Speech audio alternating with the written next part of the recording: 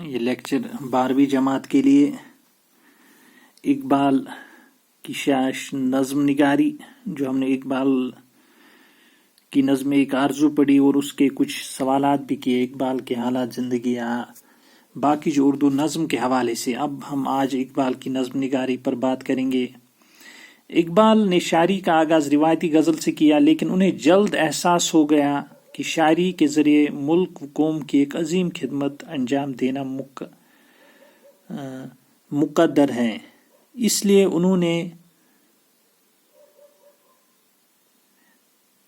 انہوں نے نظم پر اپنی توجہ مرکوز کر دی۔ ابتدا میں انہوں نے کچھ قومی نظمیں لکھی اور مناظر فطرت کی طرف بھی توجہ کی۔ آگے چل کر اقبال نے نظم میں اپنا فلسفہ خودی پیش کیا۔ اقبال کی شاعری میں جا خودی اور اس کی تعمیر میں معاون، فقر و استغنا، بلند نگاہی، قناعت اور عشق وغیرہ جیسے اوصاف کا تذکرہ ملتا ہے۔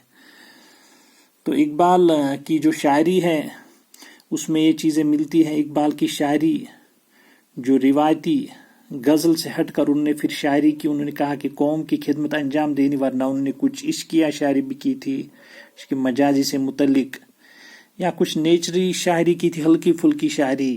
تو لیکن بعد میں انہیں پتہ چلا کہ قوم کی عظیم خدمت انجام دینی ہے، اس لیے انہوں نے اپنی شاعری کا رخ موڑ دیا اور وطنی اور قومی نظمیں لکھنے کی طرف توجہ دی۔ حالانکہ مناظر فطرت کی طرف بھی لکھی نظمیں، لیکن بعد میں وہ پوری طرح قومی اور وطنی نظمیں لکھی اور اسلامی تاریخ یا باقی جو موضوعات ہیں اس پہ نظمیں لکھنے لگے۔ اس کی تعمیر، پھر ان نے جو خودی کا فلسفہ پیش کیا اور شاعری میں جا بجا خودی اور اس کی تعمیر میں معاون، فقر، استغنا، بلند نگاہی، قناعت اور عشق وغیرہ جیسے اوصاف کا تذکرہ ملتا ہے۔ تیری زندگی اسی سے، تیری آبرو اسی سے، جو رہی خودی تو شاہی، نہ رہی تو روح سیاہی۔ تو اس کی تعمیر میں معاون، فقر و استغنا جو ان کی نظموں میں ملتا ہے یا ان کی شاعری میں، بلند نگاہی، قناعت، صبر اور عشق وغیرہ جیسے جو عشق حقیقی اس کے موضوعات ان کی شاعری میں ملتی ہیں۔ جیسے ان کا یہ شعر، تیری زندگی اسی سے، تیری آبرو اسی سے، جو رہی خودی تو شاہی، نہ رہی تو روح سیاہی۔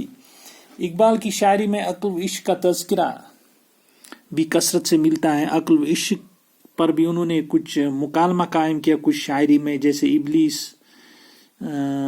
جبریل و ابلیس، یا باقی جو ان کی نظمیں، انہوں نے یہ عقل و عشق کو دکھایا اور عشق کی بلندی دکھائی ہے، عشق کی کامیابی۔ علامہ نے عقل کے مقابلے میں عشق کو ترجیح دی ہے، کیونکہ عشق ہی سے انسان کی روح کو جلا مل سکتی ہے، اور یہی عشق انسانیت کی روح کو سکون بخشتا ہے۔ کیونکہ عشق انسان کی روح کو جلا مل سکتی ہے اور یہی عشق انسان کی روح کو سکون بخشتا ہے۔ تو یہاں پہ عشق کو انہوں نے ترجیح دی ہے، عشق کو بلند دکھایا ہے، اور روح کو جلا ملتی ہے اس عشق اس لیے، اور یہ انسان کی روح کو سکون بخشتا ہے یہ عشق، اس لیے علامہ نے اس کو اعلیٰ مقام پر دکھایا ہے اور کامیابی کی منزل پر دکھایا۔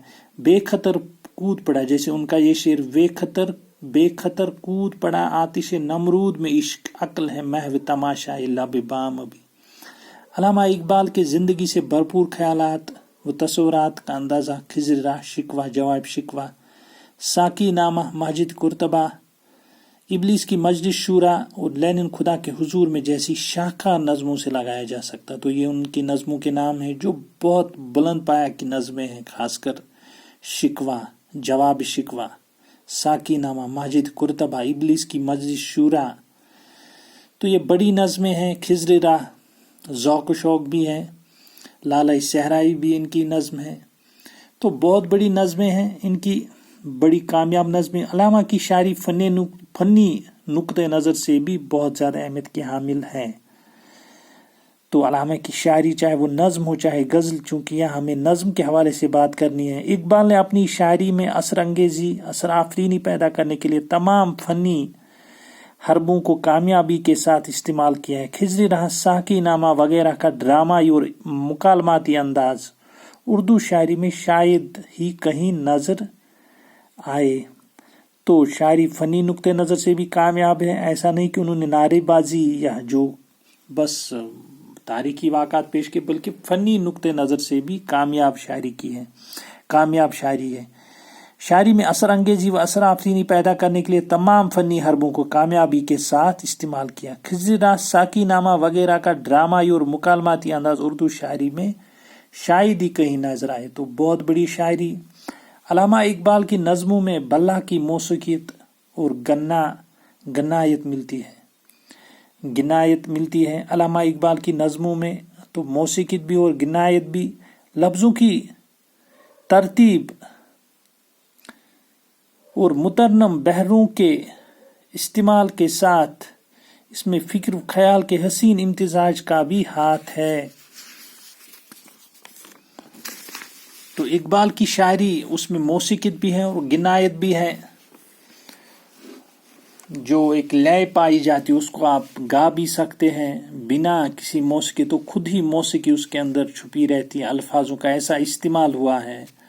اقبال کی شاعری میں ہمیں منظر نگاری کی بھی بہترین مثالیں ملتی ہیں. منظر نگاری کی بھی بہترین مثالیں. اس طرح اقبال کی نظمیں اردو شاعری میں اپنی فکری و فنی خصوصیات کی وجہ سے سنگ میل کی حیثیت رکھتی ہیں. ان میں درد گداز سے لبریز شخصیت کا ایسا فنکارانہ اظہار ہے جس نے اردو شاعری میں ایک انقلاب برپا کر دیا. اقبال کی نظمیں اردو شاعری میں اپنی فنی فکری وجہ سے سنگ میل کی حیثیت رکھتی ہے. بہت کامیاب شاعری بڑی نظمیں انہوں نے لکھی. ان میں درد گداز سے لبریز شخصیت کا ایسا فنکارانہ اظہار ہے جس نے اردو شاعری میں ایک انقلاب برپا کر دیا. تو ایک انقلاب انہوں نے برپا کر دیا. انقلاب اس سینس میں کہ بڑی نظمیں ہیں اور اس وقت اس طرح کی نظمیں کسی نے نہیں لکھی تھی جیسے اقبال نے لکھی. اور ایک شاعری کا انہوں نے رخ موڑ دیا اس طرف نظموں کی طرف. تو پھر فیض نے پھر نظمیں لکھی، اختر ایمان یا باقی جو شاعر ابھرے اردو میں، تو بہت بڑے شاعر پھر بڑے بڑے شاعر آ گئے. تو بہرحال اقبال بہت بڑے شاعر ہیں اردو کے، اور ان نے جو نظمیں لکھی ہیں وہ اردو کی کامیاب نظمیں ہیں. شکریہ.